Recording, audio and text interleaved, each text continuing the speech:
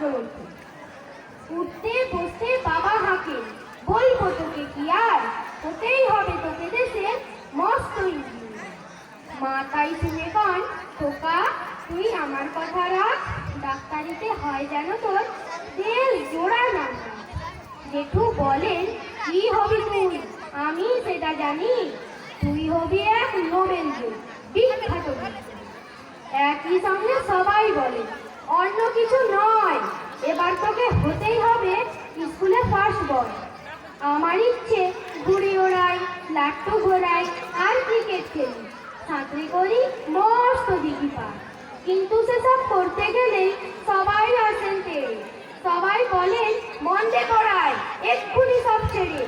কি আর বলবো, এখন আমার অবস্থাটা এই, লেখাপড়ায় দিন কেটে যায়, কিচ্ছু খেলা নেই, এক একজনের এক এক ইচ্ছে, সবাই দিচ্ছে তারা, তার ফলে ভাই আমার নিজে ইচ্ছে গেছে মারা।